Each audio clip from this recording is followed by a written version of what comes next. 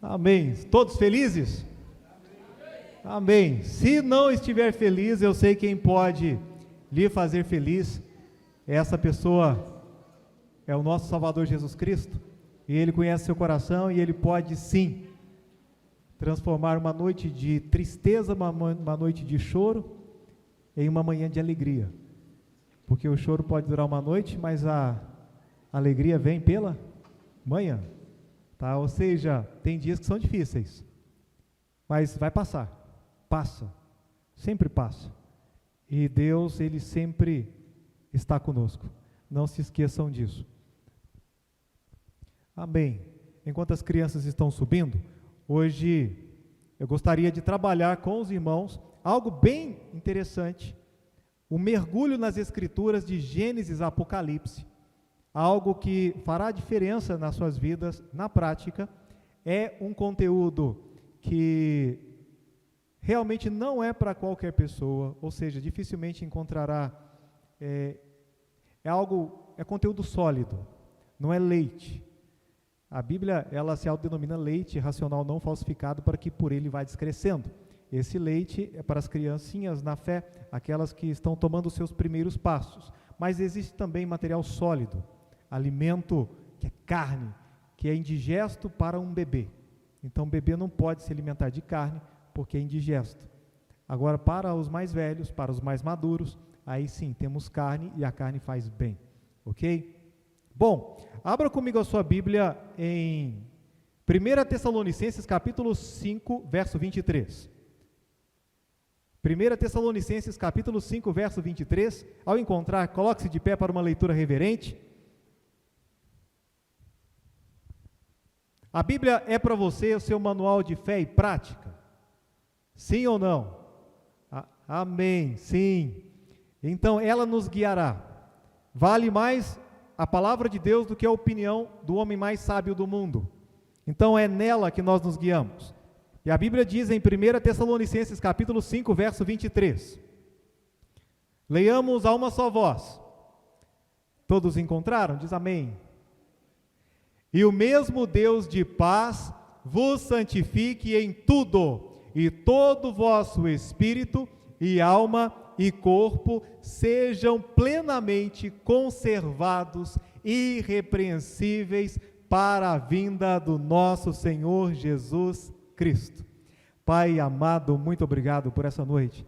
Eu peço em nome de Jesus que o Senhor me capacite espiritualmente para que a palavra ela alcance os corações, que essa boa semente ela possa encontrar uma terra, um terreno fértil, preparado, que o Senhor, ó Deus, edifique os seus filhos, os seus servos, a nós, igreja. Pai, eu peço que se porventura houver entre nós alguém sem Cristo como Salvador, que essa seja a noite da sua salvação, que o Espírito Santo, ele venha consolar aqueles que estão atormentados, e venha, ó Pai, a incomodar aqueles que estão acomodados. Ó Deus, eu peço que em tudo o Senhor seja exaltado e glorificado. É o que eu peço, em nome de Jesus. Amém. Amém. Pode assentar-se. Talvez você já tenha ouvido alguém dizendo: porque Deus se preocupa com o coração, apenas com o coração. Vocês acreditam nisso? Está certa essa afirmativa? Porque Deus se preocupa só com o coração? Não. Prova disso. Mas Deus vê o coração, não é como o homem que vê o exterior. Sim.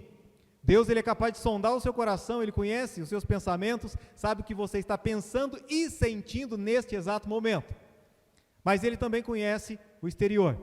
E a Bíblia diz algo que nos chama atenção e que não é muito mencionado. E o mesmo Deus de paz, quem é esse Deus de paz? Quem é o príncipe da paz? Gente, me ajudem. O Senhor Jesus Cristo.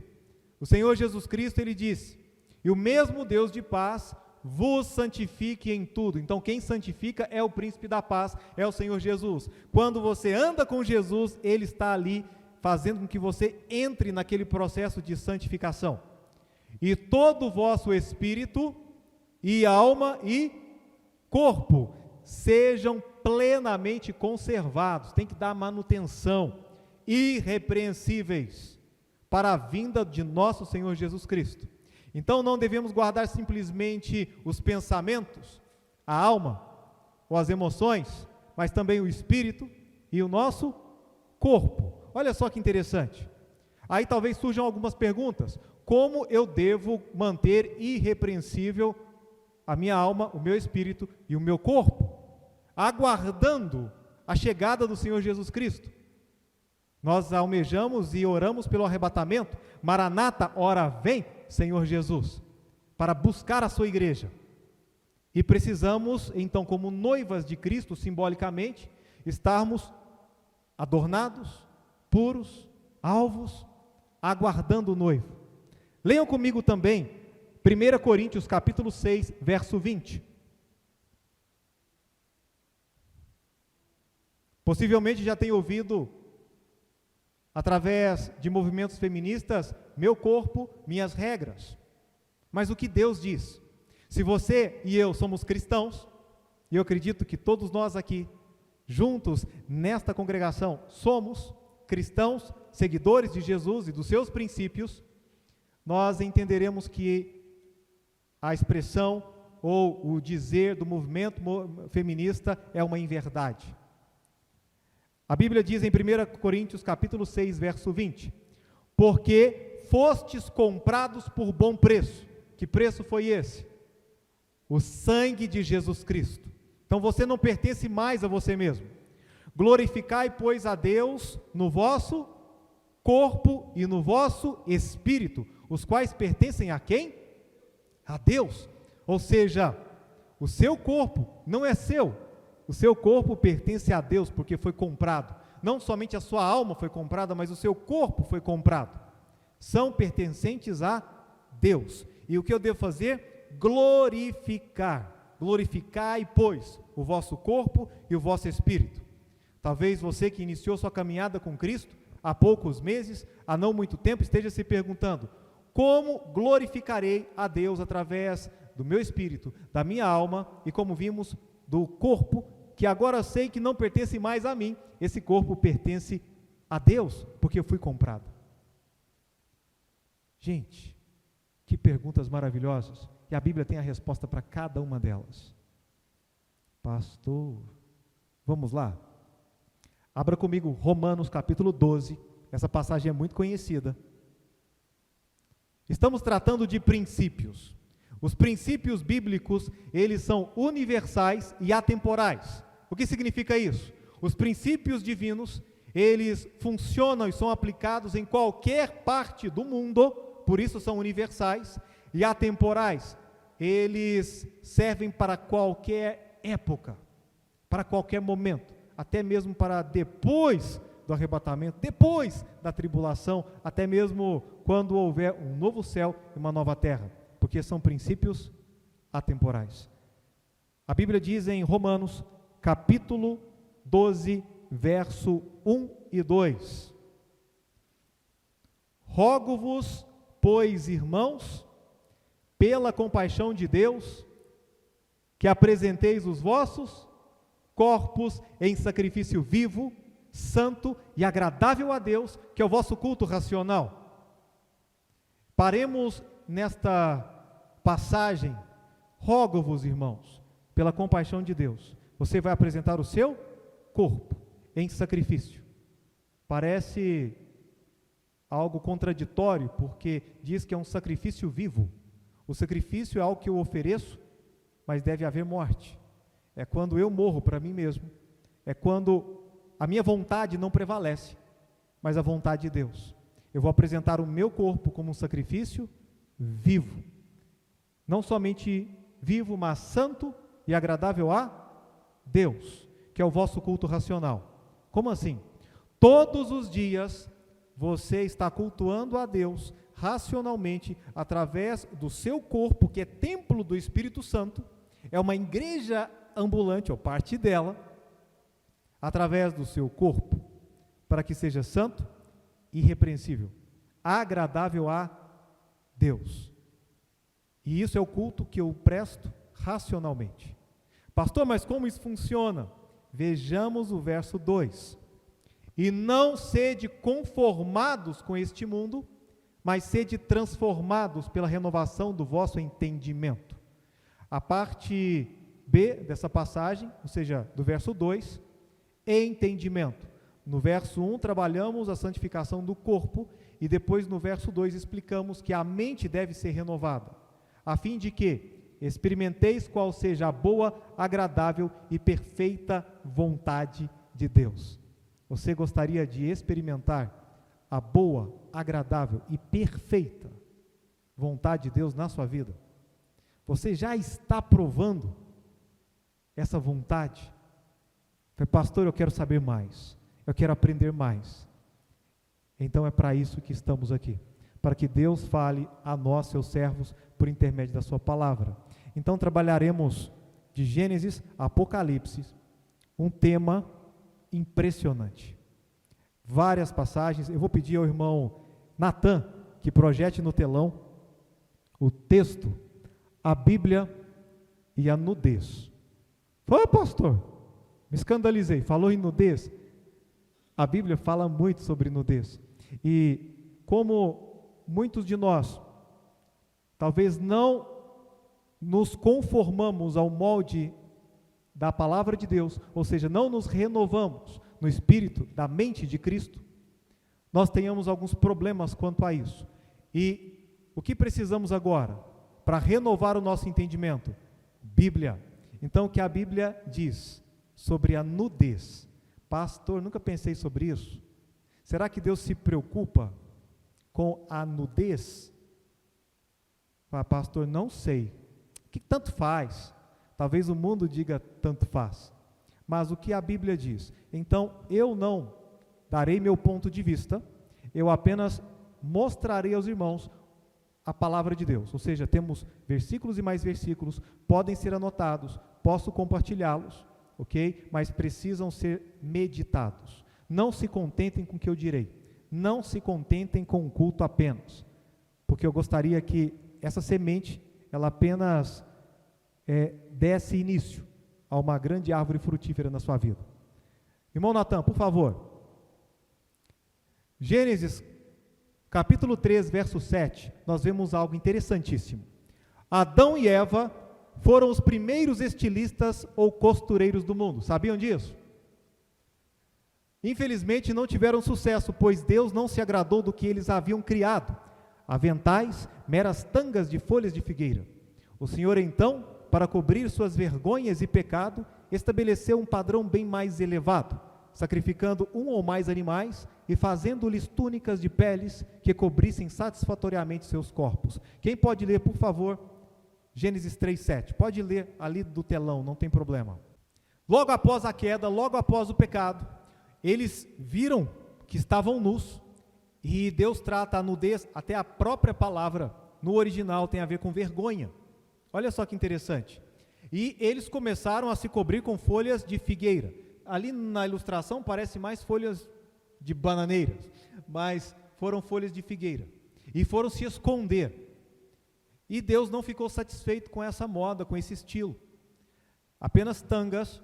No original também a gente encontra avental e tanga, ok? Algo para cobrir a parte da frente, tentando cobrir a parte de trás. Próximo slide. Capítulo 3, verso 21. Quem pode ler agora? O Senhor, Ele não se agradou daquela tanga, daquele estilo, e fez para ambos, tanto homem como mulher, uma peça de roupa para ambos, túnicas de peles, e os vestiu.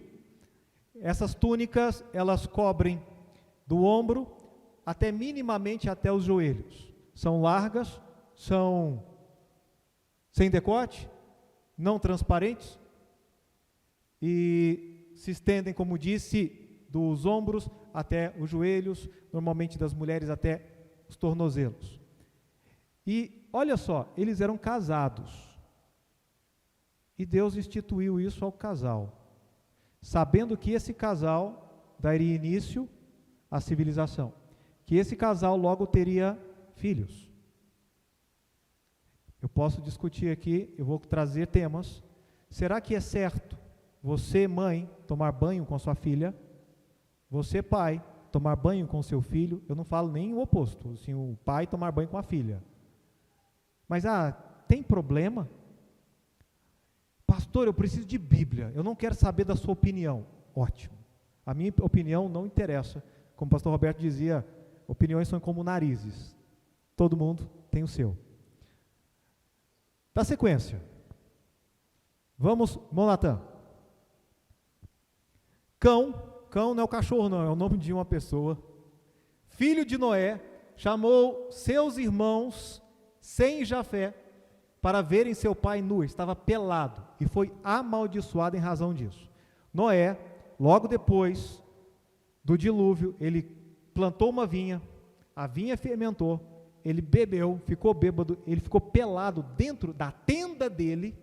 O filho, o tal do cão, ele viu o pai dele pelado, bêbado, achou super engraçado e foi contar para os seus irmãos: vem cá para ver o velho, olha lá, tá pelado, bêbado, olha que tristeza. E os seus filhos, os filhos de Noé, 2 deles, Sem e Jafé, eles foram até lá, mas eles não olharam a nudez do pai. E começou Noé a ser lavrador da terra, e plantou uma vinha, e bebeu do vinho, e embebedou-se, e descobriu-se no meio da sua tenda, não era na rua. E viu Cão, o pai de Canaã, a nudez de seu pai, e fê-lo saber a ambos seus irmãos no lado de fora. Então tomaram Sem e Jafé uma capa, puseram-na sobre os seus ombros, e indo virados para trás, cobriram a nudez do seu pai e os seus rostos estando virados, de maneira que não viram a nudez de seu pai. E despertou Noé do seu vinho, ou seja, ficou lúcido, e soube o que o seu filho menor lhe fizera, e disse: maldito seja Canaã, servo dos servos seja aos seus irmãos. Canaã é neto de Noé, filho de Cão. Foi amaldiçoado. Por quê? Porque zombou e chamou outros para verem o seu pai nu. São fatos bíblicos, e contra fatos bíblicos não há argumentos. Próximo. Primeiro carnaval. Já ouviram falar do primeiro carnaval? Festa da carne? Vai na sua Bíblia, se quiser, em Êxodo, capítulo 32, verso 19. Moisés, ele havia subido o monte Sinai para receber as tábuas da aliança, e o povo embaixo tirou os pendentes de ouro, criaram um bezerro de ouro, começaram a adorá-lo, e a Bíblia diz que eles começaram a dançar, eles começaram a comer, a beber e ficarem pelados, tiraram as roupas, típico de um carnaval. Os carros alegóricos tem ali, olha só. E aconteceu que, chegando Moisés ao arraial e vendo o bezerro e as danças, acendeu-se-lhe o furor e arremessou as tábuas das suas mãos e quebrou-as ao pé do monte. Verso 25. E vendo Moisés que o povo estava despido, o povo estava pelado, parece típico de carnaval, todo mundo reunido, pulando, sem roupa, porque Arão havia deixado despir-se para vergonha entre os seus inimigos. Sempre a nudez tem a ver com vergonha, com desprezo, com humilhação. Próximo. Deus instrui os sacerdotes a tomarem certos cuidados para não exporem a sua nudez durante o ofício sacerdotal. Como assim?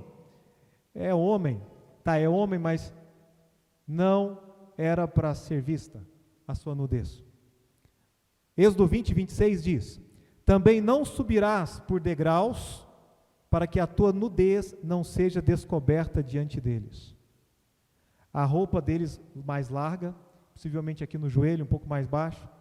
Aquela questão de roupa íntima, de cueca, calcinha, sutiã, isso aí veio na modernidade, viu? Na modernidade. Temos uma teoria, nós não podemos provar, por exemplo, quando Jesus, a gente vai falar sobre ele, é aquele subligáculo, que era uma peça estilo fralda, que os romanos usavam, até mesmo para guerrear, mas não temos evidências comprovadas sobre isso. Olha só o verso 42 do capítulo 28. E faze-lhes também calções de linho, e seriam as cuecas, para cobrirem a carne nua, irão dos lombos até as coxas. Deus não queria que as coxas aparecessem. E na hora de subir as escadas, toma cuidado. Aí as mulheres também, cuidado, estão subindo com saias ou vestidos, quando estiverem subindo as escadas, se for o limite, toma cuidado, vai no canto da escada. Eu já presenciei homens, anos atrás, falando: pastor, aquela senhora não frequenta mais a igreja, mas quando ela vai subir, eu tenho que ficar de costas, eu tenho que esperar, porque apesar de ser até o joelho, quando ela sobe a escada, vê o que não quer ver. E isso dentro da casa de Deus, que a pessoa vai para adorar e está com problema. Vai, puxa, pode ter até problema de tentação por conta de uma negligência. Talvez a mulher está na maior inocência, na ingenuidade, sem saber o que está provocando nos homens. E ali tem um homem que está apavorado. Vamos lá, próximo. Quinto, o livro de Levítico. Olha que, abra lá na sua Bíblia, Levítico capítulo 18. No livro de Levítico, nós temos uma lista de casamentos ilícitos. Não pode casar com mãe, não pode casar com irmão, não pode casar com primo, com cunhado, e vai. O que chama a atenção é que a expressão descobrir a nudez, usada no capítulo 18, está diretamente ligada à união conjugal. Isto é, entende-se claramente que apenas seu cônjuge tem o direito legítimo de ver o seu corpo descoberto. Olha que interessante. O seu corpo pertence a Deus e a seu cônjuge. No verso 6 nós temos: nenhum homem se chegará a qualquer parenta da sua carne para descobrir a sua nudez. Eu sou o Senhor. Não descobrirás a nudez de teu pai e de tua mãe. Ela é a tua mãe. Não descobrirás a sua nudez. Vê a mãe nua. Não descobrirás a nudez da mulher do teu pai, se é sua madrasta, de teu pai. A nudez de tua irmã, filha de teu pai ou filha de tua mãe, nascida em casa ou fora de casa. Pode deixar as crianças tomarem banho juntas, não, sem problema. A nudez da filha do teu filho, sua neta, ou da filha da tua filha, a sua nudez não descobrirás, porque é sua nudez. E aqui estende.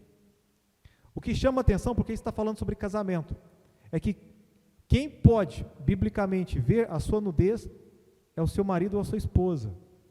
Caso contrário, é ilegítimo. São princípios.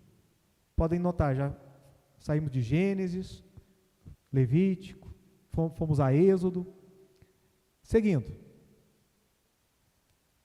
Sexto, a nudez sempre foi vista como algo vergonhoso e humilhante. Isaías capítulo 20, versos 2 e 4. Para humilhar o inimigo, para humilhar o seu adversário.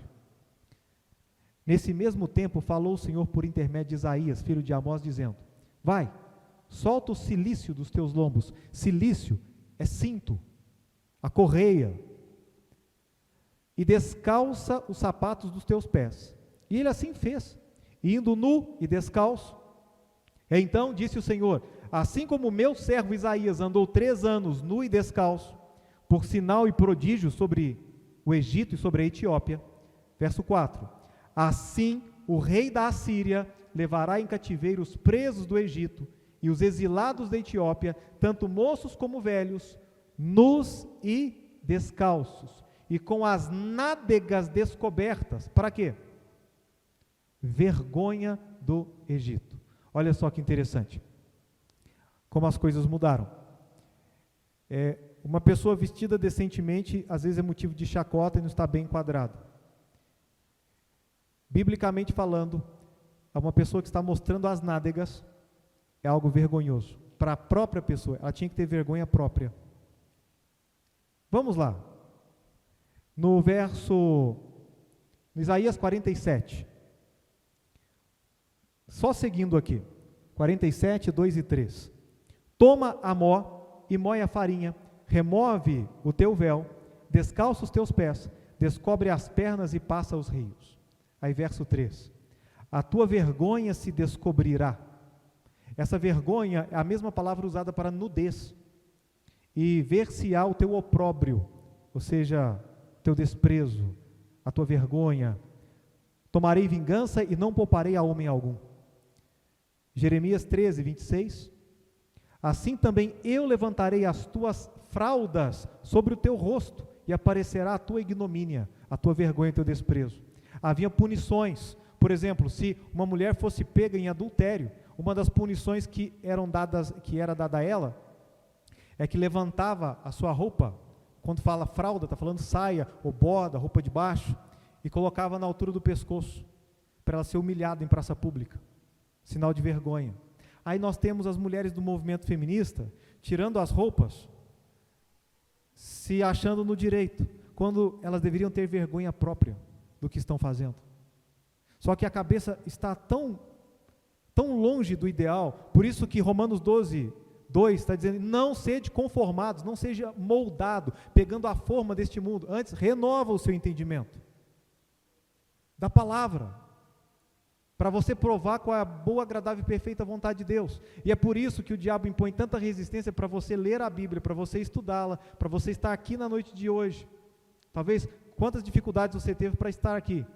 Porque a verdade liberta, a verdade, ela te deixa livre, ela te acusa também, mas é para a sua edificação, é porque Deus te ama, sempre é porque Deus te ama. A Bíblia diz, na tradução da Bíblia de Jerusalém, eu mesmo levanto as tuas vestes até o teu rosto, para que a tua vergonha seja vista. Vamos lá, 7. Irmão, por favor. Quem se lembra do endemoniado de Gadara? O gadareno, possesso, endemoniado. Ok. Enquanto ele estava sob a opressão e a possessão de demônios, ele andava nu, ele andava pelado. Demônio ama gente pelada. Como assim, pastor? Eu te mostro biblicamente. Faz questão. Pessoas que têm problemas e às vezes acontece aqui na cidade. Vai e tirava a roupa. Sempre sinal de vergonha. Ai. Esse homem, ele se mutilava, ele se machucava e andava nu, até encontrar com Jesus. Quando ele encontra com Jesus, Jesus expulsa os demônios, ele está vestido, ele já põe roupa, olha só, está aos pés aprendendo, em sã juízo do Senhor. E navegaram para a terra dos Gadarenos, que está defronte da Galileia. E quando desceu para a terra, saiu-lhe ao encontro, vindo da cidade, um homem que desde muito tempo estava possesso de demônios, e não andava vestido, ele andava pelado, nem habitava em qualquer casa, mas nos sepulcros. Verso 35, e saíram a ver o que tinha acontecido, e vieram a ter com Jesus, depois que Jesus expulsou os demônios. Acharam então o homem de quem havia saído os demônios, qual é a palavra? Vestido, em seu juízo, assentado aos pés de Jesus, e temeram. Jesus Cristo, quando fez o trabalho, quando ele se converteu, ele colocou roupa. É a obra do Espírito Santo, é a obra de Deus na vida das pessoas. 8. Irmão, mais um. Um homem endemoniado, ele arrancou a roupa de 7 homens judeus. Eles tiveram que fugir, feridos e nus. A Bíblia diz, Atos 19 está dizendo o seguinte: e alguns dos exorcistas judeus, ambulantes, tentavam invocar o nome do Senhor Jesus sobre os que tinham espíritos malignos, mais endemoniados. Esconjuro-vos por Jesus, a quem Paulo prega. E os que faziam isto eram 7 filhos de Seva, judeu, principal dos sacerdotes. Eles estavam tentando expulsar demônios, só que eles não eram salvos. Essas pessoas estavam ali se aventurando, tentando enfrentar demônios. Respondendo, porém, o espírito maligno disse: conheço a Jesus e bem sei quem é Paulo, mas vós, quem sois? Olha, eu sei quem é Jesus e sei quem é o apóstolo Paulo, mas vocês, quem são? E saltando neles, o homem que tinha um espírito maligno, e assenhoreando-se de todos, pôde mais do que eles, de tal maneira que, nus e feridos, fugiram daquela casa.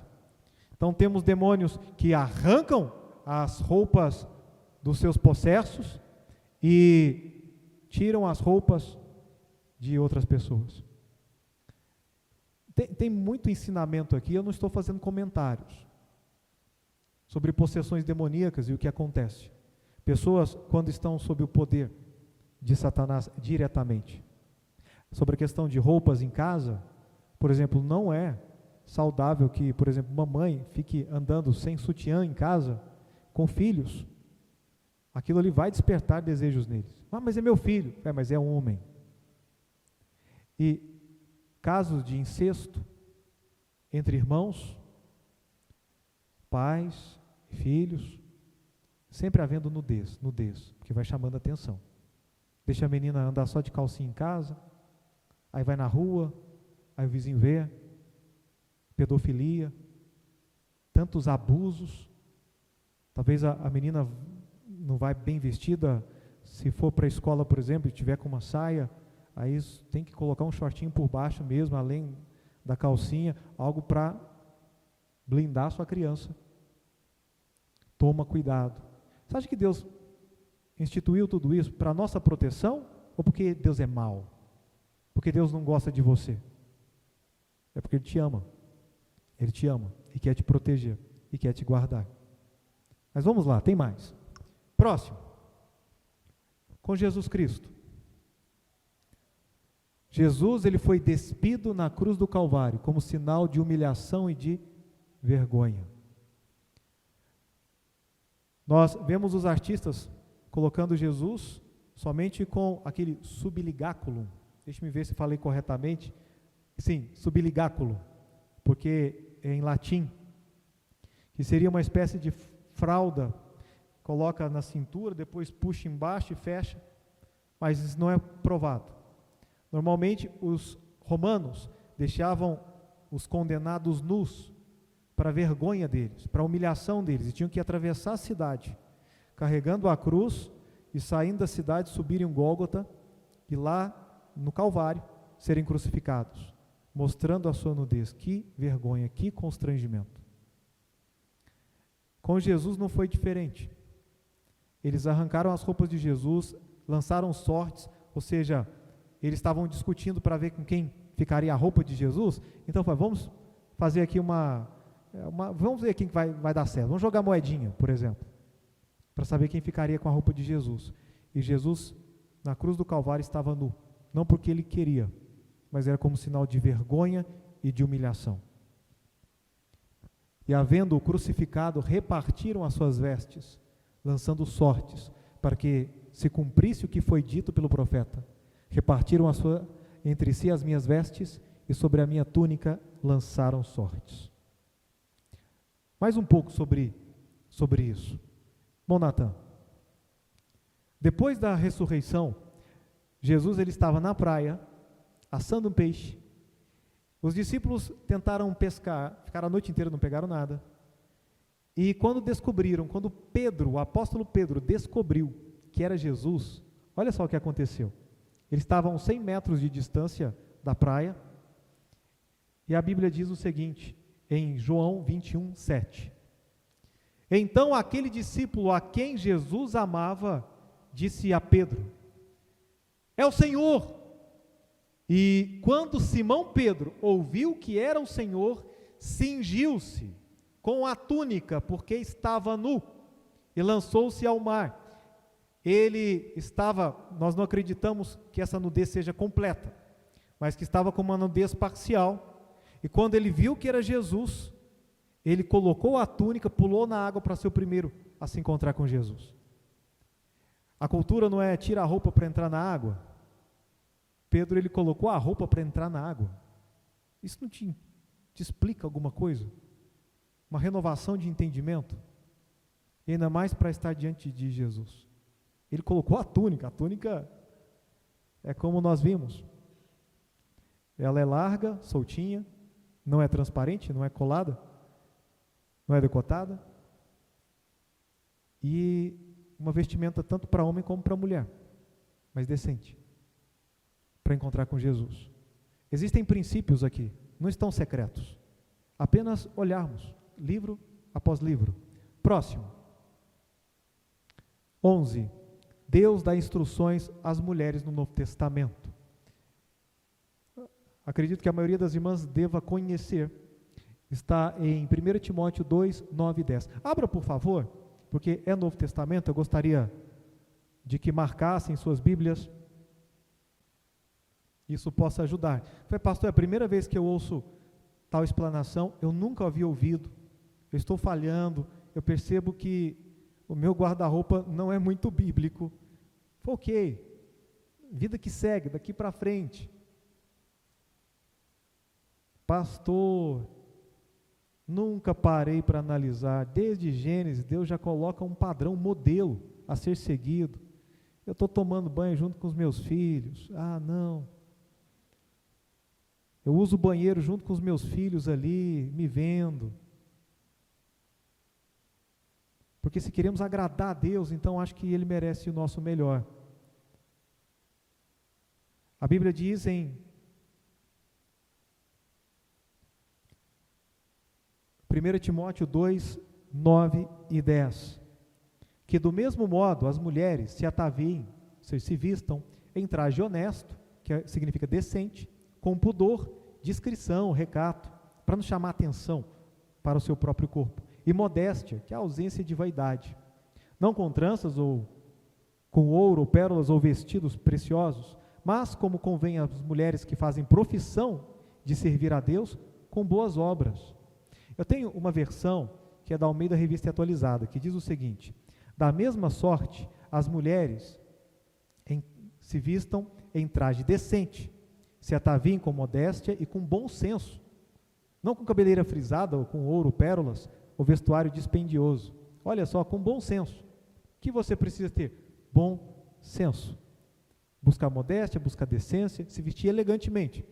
Nunca nós vamos apoiar a breguice, se vista de forma brega. Não, seja bonita, seja uma pessoa que será respeitada na sociedade, diante dos homens, diante das mulheres inclusive, e principalmente diante de Deus. Próximo, e é o nosso último ponto para essa noite. Lá no céu, hein? Qual é a moda do céu? Sabia que eu vou usar vestido lá no céu? Foi, pastor, isso é coisa só de mulher. Em algum momento da história, o homem deixou de usar vestido, túnica, a palavra túnica significa vestido, para usar calça. Tá? Em algum momento da história isso aconteceu. Mas, muito provavelmente, eu não vou usar calças lá. E nem vocês, homens. Nós usaremos túnicas, a moda vai voltar. Lá no céu ela não caiu de moda. Olha comigo que interessante. A turma do futuro, a turma da tribulação, os santos que serão mortos, martirizados durante o período da grande tribulação. Olha que interessante, em Apocalipse capítulo 7, versículo 13. E um dos anciãos me falou, dizendo: estes que estão vestidos de vestes brancas, essas vestes são túnicas, quem são? E de onde vieram? E eu disse-lhe: Senhor, tu sabes. E ele disse-me: estes são os que vieram da grande tribulação e lavaram as suas vestes e as branquearam no sangue do Cordeiro. Lá no céu, no período da tribulação, morreram na tribulação, estão vindo. Quem são esses com vestes brancas? Aqueles que morreram no período da grande tribulação. A turma do futuro. Apocalipse 19 agora. 19, versos 13 e 14. Para concluirmos hoje, para fecharmos. E estava vestido de veste tingida em sangue, e o nome do qual se chama é a palavra de Deus. Esse é Jesus. Também estava de túnica no céu. E seguiram-no os exércitos no céu, em cavalos brancos, e vestidos de linho fino, branco e puro. A moda no céu é a cor branca. Tá? Tem vários de branco aqui, estou de amarelo, mas a moda lá vai ser branco, que simboliza pureza. que acreditamos que é o Armagedon. E estaremos vestidos. Ah, pastor, mas eu vi que tem igrejas onde eles apelam para o nudismo. Pastor lê a Bíblia pelado. Eu estou falando sério. As praias de nudismo estão cada vez em maior número. Pastor, uma mulher falando, pastor, eu quero comprar uma roupa decente, mas misericórdia, eu vou de loja em loja nessa cidade, eu vou tentar comprar e sempre tem alguma coisa para atrapalhar. Às vezes é um vestido grande, o rasgo começa aqui e vai rasgando tudo. Ou, às vezes, eu quero comprar algo decente, mas aí está apertado demais. Aí, está difícil, pastor. Eu sei. Não é fácil. Tá? Porque a moda parisiense e a moda que nós temos aqui no Brasil é uma moda que apela para a sensualidade, apela para a sexualidade. E isso, infelizmente, desde crianças. As crianças se vestindo de uma forma que elas se tornam extremamente vulneráveis. Tome muito cuidado, você que é pai de criança, menina ou menino. Eu já aconselhei vários meninos, na verdade rapazes, homens, que foram abusados sexualmente às vias de fato, quando eram crianças. Ou seja, que foram de fato violados. Pastor, mas meu menino aqui, toma cuidado. E se cuida. Se lê os registros da Polícia Civil, qual é o índice, ou quais são as estatísticas das mulheres que são violadas, que são estupradas, dá uma olhada. São eles dizendo, eles nem cristãos são, mas tem um perfil. Deus sempre quer te proteger, sempre. E lembra também que o nosso corpo é templo do Espírito Santo. Isso vale para o homem, isso vale para a mulher, ok? Vamos aqui à nossa conclusão. Número 1, depois de tudo isso. Irmão, pode fechar ou deixar na primeira página. Deus realmente se importa com a maneira com a qual nós nos vestimos. Fato. Após a queda do homem, Deus instituiu um padrão de vestimenta a Adão e Eva. Túnicas, roupas largas, sem decotes, não transparentes, que se estendiam minimamente dos ombros até os joelhos. 3. É perigoso, não é recomendável que os filhos vejam a nudez de seus pais. 4. Seu corpo pertence somente a Deus e a seu cônjuge. 5. A nudez é sinal de vergonha e humilhação, assim como fizeram com Jesus Cristo na cruz do Calvário. 6. A bebida alcoólica e a rebeldia levam as pessoas a tirarem a roupa. Lembrando daquele primeiro carnaval, aquelas danças, bebida, tirando roupas e as pessoas endemoniadas. 8. Deus dá instruções às mulheres do Novo Testamento a que se vistam de modo decente, modesto e com bom senso. E 9, os salvos usam túnicas no céu. Lá essa moda, ela continua. Princípios. Como eu disse, princípios são universais e atemporais. Valem aqui no Brasil e em qualquer época. Eu espero que esse estudo bíblico, eu pensei em trazê-lo numa quarta-feira, seria mais apropriado, ou mesmo na escola bíblica dominical, mas a única forma de abranger o maior número de pessoas seria no culto à noite. Então eu peço dos irmãos a compreensão, porque eu sei que se trata de um estudo bíblico e não de um sermão propriamente dito, mas eu acredito que se você for honesto consigo mesmo, eu tenho certeza que Deus operará na sua vida e na qualidade de vida da sua família. Se você aplicar, vai, Deus, fala comigo. Eu vou compartilhar esse estudo no grupo da igreja. Você pode ler e meditar. E depois pode até me procurar para tirar dúvidas ou para refutar. Mas como nós vimos, contra fatos bíblicos, não há argumentos. É o pensamento de Deus diante da nudez. Ok? Temos alguma pergunta sobre isso? É novidade para muita gente, eu acredito. e é por falha minha, eu reconheço. Eu deveria ter instruído os irmãos, as irmãs, há muito tempo, mas sempre é tempo de aprendermos mais. Amém? Muito bem, cuidemos dos nossos filhos.